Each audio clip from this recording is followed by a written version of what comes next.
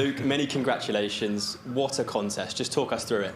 Yeah, it was a great contest. It was an up and down contest. You know, kind of a bit of a nervy start for myself. It was not the levels I wanted it to be. I felt like the last two games I've really started off on the first set at quite a crucial standard, and then obviously there it was nice to get through the first set, and then second set was a bit more comfortable. The third set was a lot tighter and a great fifth leg, and then obviously the onslaught from Gabriel was like it was like playing like any top player in the world. It was you just looking every time it was a treble, and finishing everything. So yeah, it was kind of important, I guess, sitting here now that I was 3-0 up, because if I wasn't, then could have been a lot different story.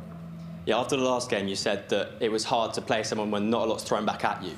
And Gabriel definitely threw a lot back at you in that match. How did you battle through? How did you get through that contest? Yeah, it's really hard playing against something that's throwing a lot at you as well, to be honest. There's no, you know, there's no part of that game where I felt like I was comfortably through. Like you kind of did a little bit against Ted, and I did against Paul in a moment. There was no point, even when I was 3-0 up, that I felt like I've won this game. You know, I kind of felt like after playing the third set, he was kind of getting into his own a little bit, and it wasn't like he weren't playing very well in the first two sets. So I thought you have to end this game as early as you can. That was what's going through my mind. And he played a fantastic fourth set, and then he got confidence from that. And yeah, he was you know, I played well there, but he was absolutely fantastic, and I was just really pleased that I managed to take that 8-1 out in a crucial moment. How proud are you of those checkouts at the end, the 50 to break in the last set, and then the 81 to win it as well, to show that kind of resilience under pressure, the bottle? You know, that must be a really, you know, you must be really proud of that facet of your game in particular. Yeah, because I think he missed darts to need to win that sixth set. So, you know, I knew the 50 might have hurt him a little bit, and it didn't. I think he's gone 140, 140, and, you know, I think 140 or 140 turn 180 or something like that. You know, he's on 41 or whatever, but I don't know, after 9 darts, so it didn't really hurt him, and that shows someone that's got good resilience in him. And yeah, there was a good finish from myself there to make sure that I ended the game, because if it's 3-0 and you're 3-0 up and then it's 3-0, yeah, it can be bleak times for yourself. Then it can be really hard work, and he's got the initiative then. But yeah, I was really, really proud of myself the way I took that good 50 out, and then obviously the 81. And you said before the tournament started that you were going to win the World Championship. After a game like that and a performance like that, you must be more than happy to kind of double down on that claim. Your confidence must be at a good spot.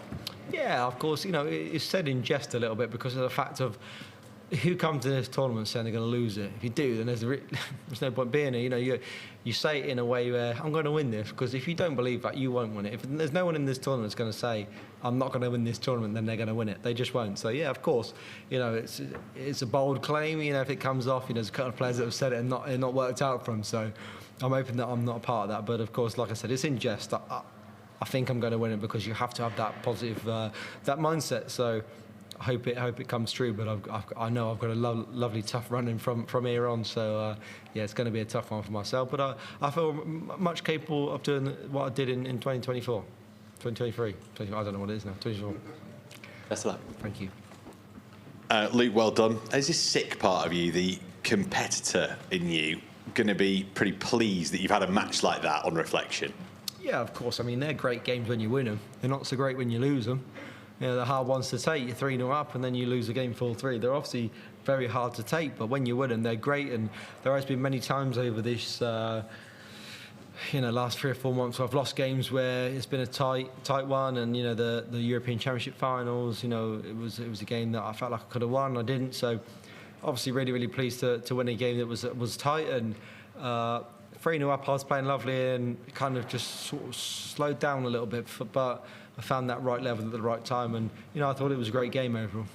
You talk about your levels just there. Where would you say you are in relation to where you would want to be at this stage? Like, what would you like to be at?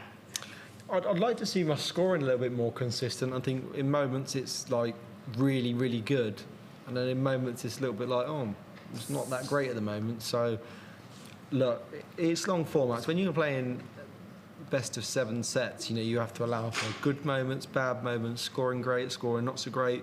But the most I was pleased with tonight was my finishing. That was really, really good. And you know, when you average over 100 over a long period of time, it's obviously great. So yeah, I think not to be too critical of myself, but I'm happy where it is, but I need to keep up in it and keep being more consistent. And the momentum at this stage is so important, isn't it? It's something that you can't get obviously prior to Christmas, but now when the games are coming thicker and faster, you can start sort of drawing on a previous match, for example, can't you? Yeah, I like it this way. I think when they're coming thick and fast, you have like 5 days off, and it doesn't feel the same when you're like playing 2 days later and 2 days later, and then again and again. You kind of get in that rhythm. You're in good form and stuff like that. So yeah, I like it this way. And like we're in the business part of the tournament now, so you have to be on it. And if you're not, then you'll find yourself leaving. I want to stay on it, and hopefully I have a good run. Well done. Thank you very much.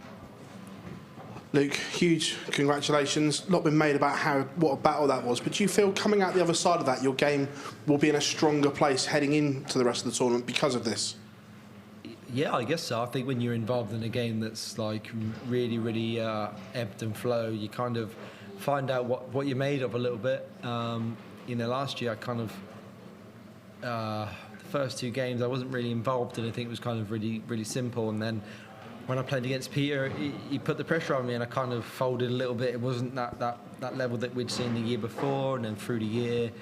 But this year, I kind of felt like I've been a lot better form, and I kind of didn't fold there. When someone's throwing absolutely everything at you, it's easy to just think that everything's going against you. But I found that level to keep on him, and he was playing so well that's a level that he could beat anybody tonight, and I managed to get that big lead, which definitely helped me. A lot of German fans into that hostile atmosphere. Did that take you back a little bit, that you weren't the favourite with the fans this evening? No, they were hostile, but they wasn't bad. They weren't disrespectful. They wasn't whistling, booing me or anything like that.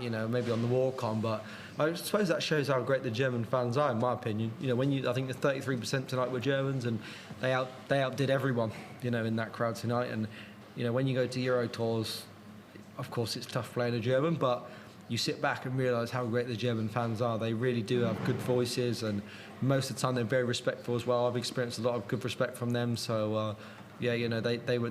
My honest opinion, they were very respectful tonight. They didn't try to put me off once. They were very vocal, and fair play to them. If you're going to come over here and give the players respect, that I'm respecting them. It was really good tonight. You don't normally give too much away on stage, but tonight, very animated celebration-wise, and just watching it, it seemed like you were better for that. Is that something you're going to do, is just let that emotion out instead of trying to fight to keep it in? Yeah, sometimes I want to let it out. Sometimes I don't want to fight to keep it in. There's moments where everyone thinks that you're a robot and you don't have no emotion. Of course I have emotion, but you try and keep it intact, because you don't want to let the opponent know how you're feeling. If you're celebrating hard, and they'll be thinking, if someone's playing me and they're celebrating hard, I'm thinking they're trying harder to beat you. But if you're not celebrating, then you're thinking, this guy you're playing, he's quite comfortable. He doesn't feel like he's playing within himself. So certain moments, every game's different. Certain moments you want to celebrate, certain moments you don't. But I celebrated in the third set because I felt like it was a big moment, and then obviously celebrated at the end there because it was a massive moment to win the game. So yeah, sometimes you'll see emotion come from me, sometimes you won't. But I think it's good when I show a little bit of emotion. It's good for the game. Thank you, mate. Well done, Luke. Congratulations on great performance. Did that feel in any way similar to the game against Ricardo a couple of years ago?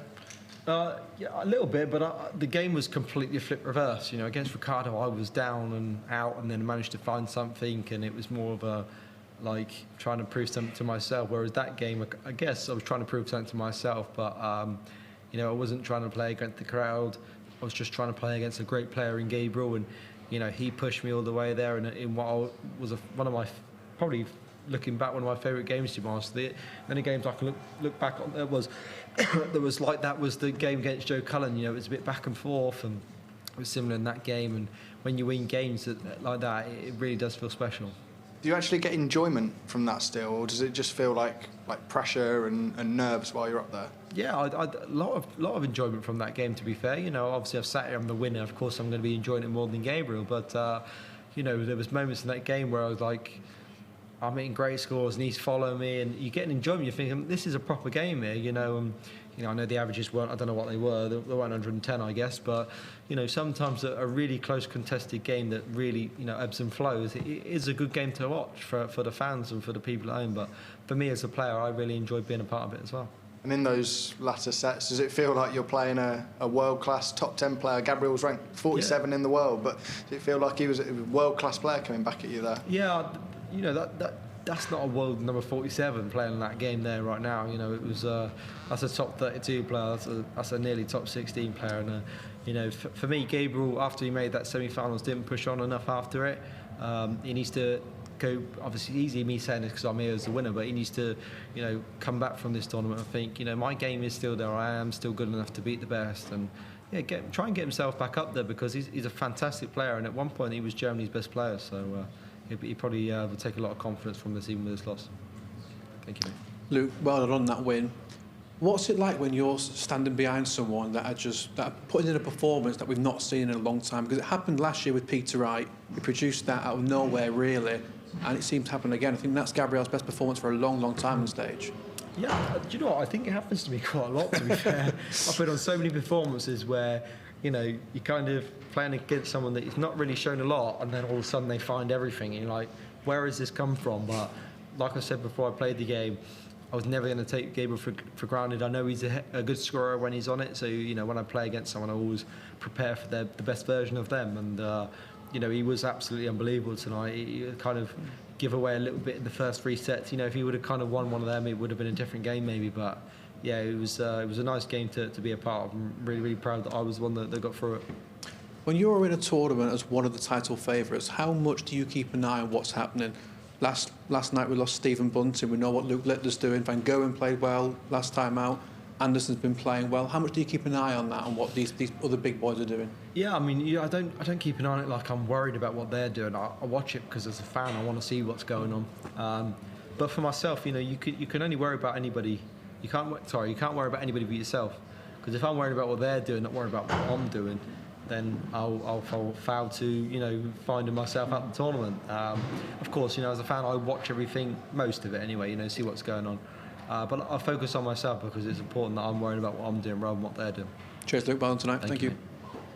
Congratulations, Thank Luke. You, with the form that Gabriel's been in recently, were you unsure of what to expect tonight? And did you certainly not expect the 2023 semi-finalist to turn up when 3-0 down? Yeah, honestly, you know, like you say, it's kind of hard. You don't really know what to expect from him. He's not had the best of years. It's not been horrendous, but it's not been great. You know, he's found himself falling down the rankings a little bit. And you look back in, like you said, 2023 World Championships, and you look back and you think that was a really tough player to beat in them days. And then he's sort of not been up there at that level in the last few years. But he kind of showed tonight that he's got that level still in him. And that it's important for him to leave this week and feel like the game's still there. I have to come back in 2026 and prove a lot more. But you're right, when you kind of playing against someone you don't really know what you're going to get, it's hard, especially when they're coming at you, you know, that level where you haven't seen it for a long time. And when you win games like that, when you lift big trophies, do you look back at games like this and think that was, you know, what made me into a champion that week? Yeah, I did against Ricardo and Joe in 2024.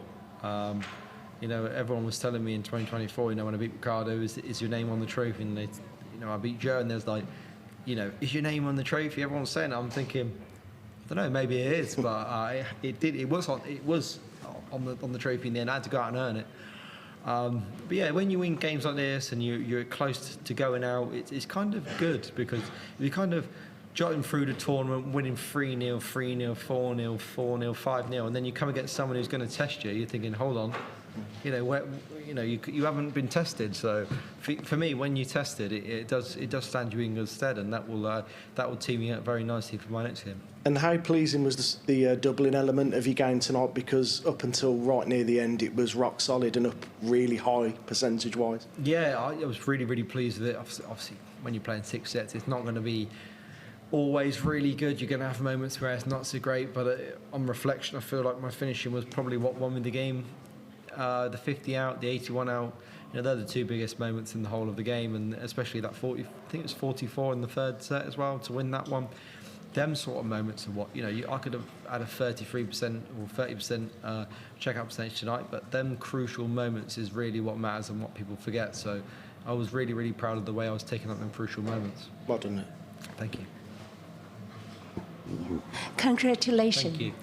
Thank you. Was it thinking of the support from your family and the fans or friends, or the atmosphere at the venue, or did this very hand once shaken by the British Prime Minister help you? And the question is, what really kept you going during the most tense and pressure-filled moments? Yeah, I think in the most pressurised moments, I think I was up to the task. Against Gabriel, these type of players, you put them under pressure and you're hoping that they're going to fold a little bit. And he didn't tonight. Every time I hit a good score, he followed it, and then it was tough. And you have to find something in certain moments. That bit of inspiration. And for me, I felt like in them crucial moments is where I found my best stuff. Certain moments in the game where I wasn't at my best, but there was in certain moments when I needed to be at my best that I was, and that is the most pleasing part about that win. How did you spend Christmas? After such a tough match, how will you relax and prepare for the fourth round? Yeah, I spent Christmas with my family and eating loads of food, to be honest. That was what I did, and not too much. I didn't want to overindulge, but yeah, I spent it with my family, which everyone should, and it was really, really nice. And I don't think I'm playing tomorrow, so I think for me it's a day off tomorrow. Relax. My family's with me. My stepdaughter, my son, my fiance. We're all together, so we're just probably going to find something to do tomorrow. Have a relaxed, good sleep, and we go again on the 30th and keep relaxed. Thank you. Congratulations. Thank you. That was a very long hug after the game. What did you tell each other? Yeah, I just said, really great game, Gabriel. Basically sort of in short term, keep doing this, keep going, keep performing like this. If you take something away from tonight, then you can get back in that top 32, where I think he belongs. I think he's a massive talent. He's one of the, when in 2023 he was like one of the best scorers in the world, in my opinion, in 2023. So I think sometimes as a dart player you can lose your way a little bit. It can all go good, and then the pressure's on you, and you find yourself searching for something. So yeah, for Gabriel, I just said great game, and he was the better player in the end. I just managed to nab in there and get that success. Okay, and he has really massive fans shouting his name. Yeah. Would you wish your fans would shout your name and would be as loud as his too? I've got no fans. I don't know if there's any of them out there. Maybe there's a few, but when you're so well loved in Germany, and like I said over here to Phil, when you're coming over here and you're louder than the English fans that you're outnumbered to, that shows you how great they are, to be honest. So yeah, it's like, for me, it's obviously great if you shout with that and like everyone celebrates you and calls your name. But for me, I don't focus on that too much. I focus on the darts and try and perform at the highest level, because it can put you off if you're getting cheered a lot. It kind of can throw you a little bit. Is it more nerving or is it motivating too? A little bit of both. Sometimes it can be really nervy, especially if they're sort of whoa. Every time you get that treble 20, you're kind of desperate to hit that treble 20 and that next one and that next one at 180s to please them. So, yeah, it can be a little bit of both. Thanks a lot. Thank you. Luke, congrats on the win. Probably the most important situation of the game was when Gabriel had the darts for the 3-3 in sets. How relieved were you when he missed those? Very relieved. Yeah, of course. It's I think I can't. When you're in a game like that, everything comes a little bit of a blur. But I can't remember how many darts he missed to win the sixth set. But do you know how many was that? 3, I think. Yeah. So when he missed them, you're thinking you've got a second chance here. And when I take the 50 out last start, I'm kind of thinking just put him under pressure. And I did. I 140 ton or something, and he was like hitting everything back at me. So yeah, it made it really, really tough for me to win that game. But of course, I showed a lot of resilience to do it.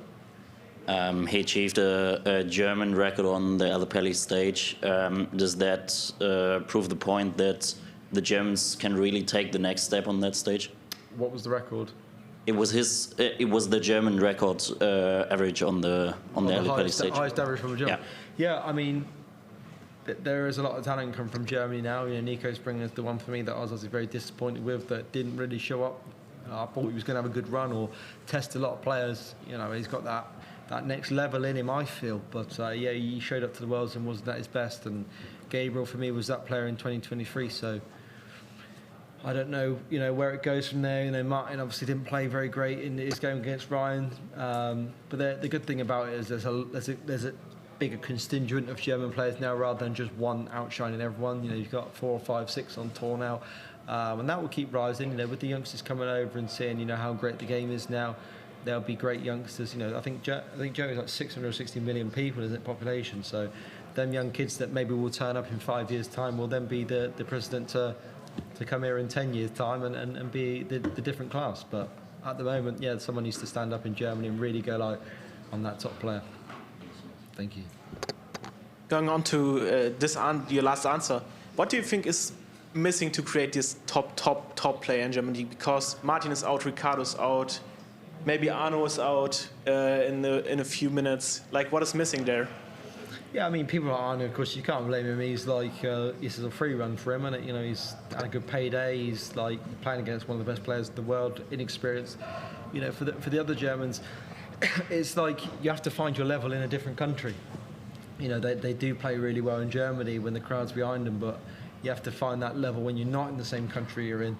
And it's like Martin, I feel like he's the player that I get on really well, man. I thought he was going to be the one to come over and, you know, show some of that level he did on the Euro Tour, but he hasn't. So he might do. You know, it's not over, of course, but yeah, I think you have to come over and play in different environments. Like for me, I've won 6 times in Germany, 7 times in Germany, and I've obviously won a lot in England. You have to be able to play in that different environment where the crowd's not always on your side. And you know, if they find that, then that's when they'll find that level of being able to compete for the big majors.